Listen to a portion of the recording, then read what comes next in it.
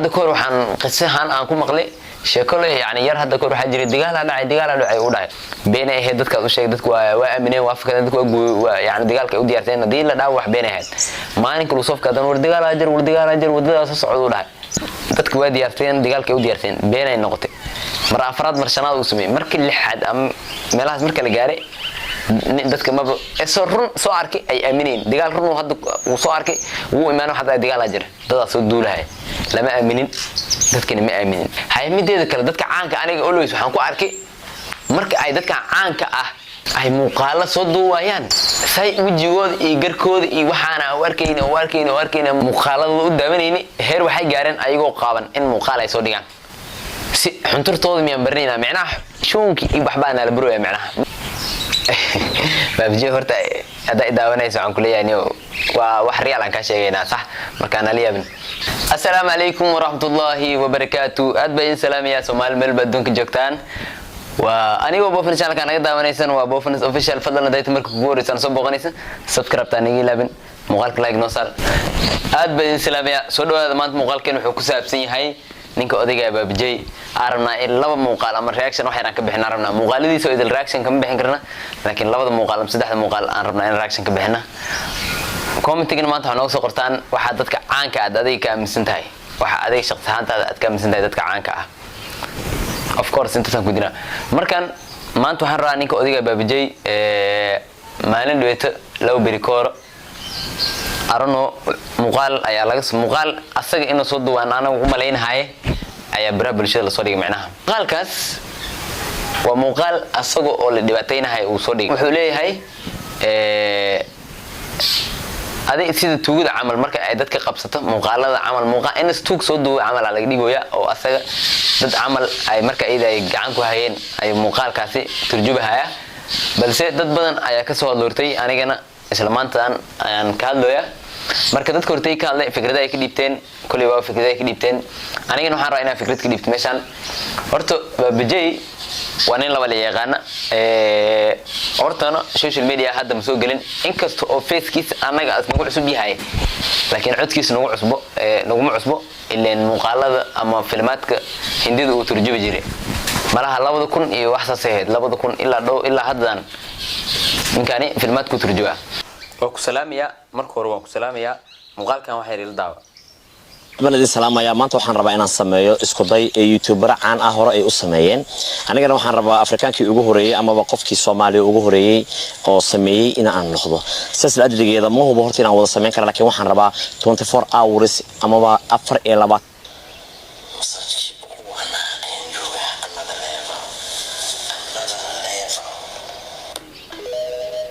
meeshan kor ila fiirsada babjay ayaa bartiisa snapka soo dhigay kadib wuxuu u soo gudbiyay aalada TikTok wuxuu ku leeyahay dad baa cadowgeeda ah oo iga soo fasaxay maalinta xigta wuxuu soo fadhiistay YouTube-ka si uu adiga kaaga dhaadhiciyo shalay waxa ugu dhacay muuqaalkaas aniga ma ahayn oo aniga raalli kama ahayn muuqaalkaas aan soo dhigin qof baa i xasdooy uu ku dhacay wuxuu soo fadhiistay meel ay dad dhaawacayna dad baa dilahay tuuga ay haysto ku dhacay maalinta xigta wuxuu soo fadhiistay YouTube uu ku leeyahay xaqiiqda kale meeshan ku ogow marka saas u si fiirisa dadka youtuberada ah maalin kasta wax cusub si adiga ku siiyaan wax walba ay sameyn karaan ama ayaga isqaabiyana ama ayagoo dhibaataynahay ama la dilahay soo dhigana babjay waxaan ku aragnay Soomaali kale kuma aragin midaas markaan ka gudubno ninkan always wuxuu jecel yahay in mar walba asaga la hadalhayo dadka caanka always marka la hadalhayo intaas ayaga dana ugu jirto ileen muuqaaladooda la daawana hadana babjay markasta aniga waxaan ku arkay muuqaal soo duwa muuqaalka markuu soo duwo dhibaato loo geystay muuqaal actor waa ninkan muuqaal nuuxu haado muuqaal soo duwa muuqaalka markuu soo duwo ninkan muuqaal markuu soo duwo TikTok to inta badan muuqaalada noocan hadda muuqaalka soo qaaban TikTok ta la soo dhigay muuqaalka kala hadda koor oo isagana muuqaal TikTok soo dhigay muuqaalkana oo hadda soo dhibaatayna TikTok ta la soo dhigay YouTube-ka maaha marka dadka TikTok ku soo wareeraan amal oo babjay maxaa daar la dhaxa markaas kadib oo YouTube ku soo fadhiista uu ka hadla arinta ideed sida views badan markaas weela always ninkan wuxuu ka fikiraa viewers ka fikiraa si uu meel u gaaro macnaha ama lacag badan ugu sameeyo viewers kaas haddii ninkan TikTok muuqaalka dhaartay usoo ma aragtay qaaban uu soo dhigay markuu soo dhigay baraha TikTok uu ku soo fasaxay kadib YouTube intuu soo fadhiisto dhaayna dhibaatana liigeystay sana liyeelay aniga markaan fiiri YouTube wuxuu u soo fadhiistay dadkii arrintan maqlay si ay YouTube-kiisu umaadana asana hadana isla mar ahaantaan ay u daawadaan markaas fikrad waxa waaye ninkan always wuxuu rabaa in dadka ay hadal hayaan kadib YouTube uu soo dhigay muuqaal viewers-kiisuna uu ka cadsay dadka ay wax u ogaadaan haddan maalin soo qabri gala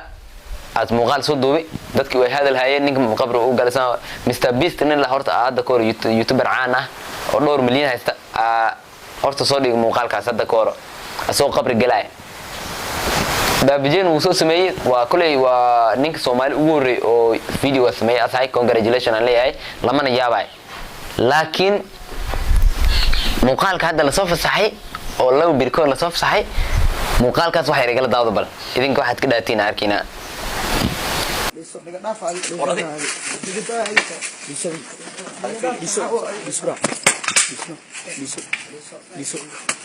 بربارت ميدي ما هذا كرتا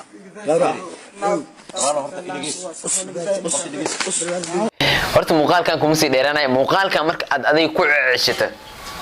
laakiin meelan kugu soo celin doona shaashada ku soo saara meesha marka ku ceshito waxaad arkaysaa horta baabijay iyo yarko kale waa arano ninkaas ma ka saay qofka codka kaamirada hayo codka bixinahay aniga ma ka saay qofkaas laakiin meesha markaan fiiri horta waxaan wax ila noqdeen waxyaabo artificial ama waxyaabo la hagaaji oo dadka lagu madadaalinahay ay u eegin sax meeshan waxaan aniga ku dhahayaa ileen wax walba daliil ay u baahan yihiin sababtaan u dhahayo waxaani waa wax aad asaga ugu tirgalay dadka inaad ku madadaaliyo sababtaan u dhahayo waxa waaye meel waxa jirta like meeshan hadaan amal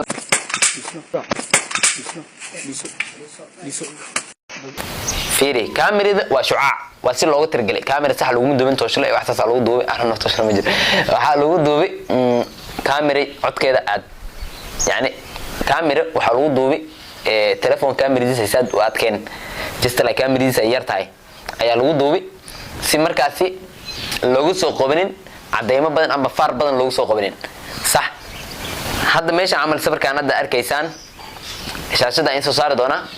sawirkaas yarka labaad oo sala jira uu qoslahayaa macnaha asaas ka ay u dhinaca u sii joosana aniga always hadda kooran muuqaal aan ka soo hadlay waxaad dhaahdeen ninkaas aad ka soo fiirsatay sax ma diidin laakiin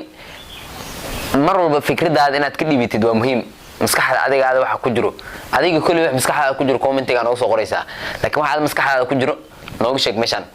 sax ninkan hadda waa qoslahayaa fiiri meesha aan ka arkay meeshaas waa qoslahayaa waxa waaye baabijay meel dhaawac loo geysanaa ma jira ama dhibaato loo geysanayo markan hadii dadkan ay dhaawacaas u geysaneen ama sida tuugada aan ku baranay ay asaga waxbayaabo amal just like baabijay horta hada daawanayso aan ku leeyahay waa wax real aan ka sheegaynaa sax markaan aliyaabin markan wax nabar loo geysto mala sida tuugada aan ku baran tuugada Mareykanka joogta hadda jilibka waxaan ka jibinayaan ama waa ku dilayaan ku Nairobi sida okoloto muqdisho waa noocaas markan baabijay waa nin jecel inuu horumar gaaro haymideeda kale dadka caanka aniga always waxaan ku arkay marka ay dadka caanka ah ay muuqaalo soo duubayaan say wajigooda iyo garkooda iyo waxaana arkayna muuqaalo u daawanayni heer waxay gaareen ayagoo qaaban in muuqaal ay soo dhigaan si xunturtooda miyaan barnayna macnaha jirkooda private ka hay ay bacaan ka dhigraan miyaa macnaha ana waa aamin way jirka private ka hay miyaa caan ka dhigraan mideeda kale ninkan waxaan aragnay asoo xunturtii yani wajigiisa aan aragnay facekiisa iyo garkiisa iyo bodygiisa body shapekiisa aan aragnay xunturti iyo shoonki iyo waxba aan la barooya macnaha mujida si baarigooda amal aan anaga ayaga dhan u baran Soomaali anani waliba cadaanka kuma arkin Soomaali waxay ayaga ay sameeyaan waa la yaabni of course waxay sameeyaan arano ma ka saayani because qofkan waxa arkaysaa muuqaaladiisa perfect inuu soo fasax hadda koor waxaan qisahan aan ku maqlay sheeko le yani yar hadda koor waxa jiray dagaal dhacay u dhacay been ay ahayd dadka u sheegay dadku waa aamineen waa fakadeen dadku waa yaani dagaalka u diyaarteen hadii la dhaaw wax been ahayd maalinka uu safka dan war dagaal ajar wadadaas socdo dhahay dadku waa diyaarteen dagaalka u diyaarteen been ay noqotay mar afraad mar shanaad uu sameeyay markii lixaad am meelahaas marka la gaaray dadka ma soo arkay ay aamineen dagaal run hadda uu soo arkay uu iimaan waxa dagaal ajar dadaas soo duulahay lama aaminin dadkina ma aaminin soo ku dhici karta uleys waa inaad fikirto maskaxdaada ka shaqeysatid taadana aad raacatid meesha aragta waxaad gaari kartaa adigoo dhibaato isgeynin ama dadka kale aan wax been ah u soo fasaxin reality-ga muuqaalada uleys dadkan waxay jeceliin reality-ga in la soo duubo aad baa in salaamay muuqaalkan halkaas ku eegay baabjey waa ku salaamay aad halka iga daawanaysa aad baan ku salaamay subscribe-tana iga ilaawinta meel sar u gaar aad baan ku salaamay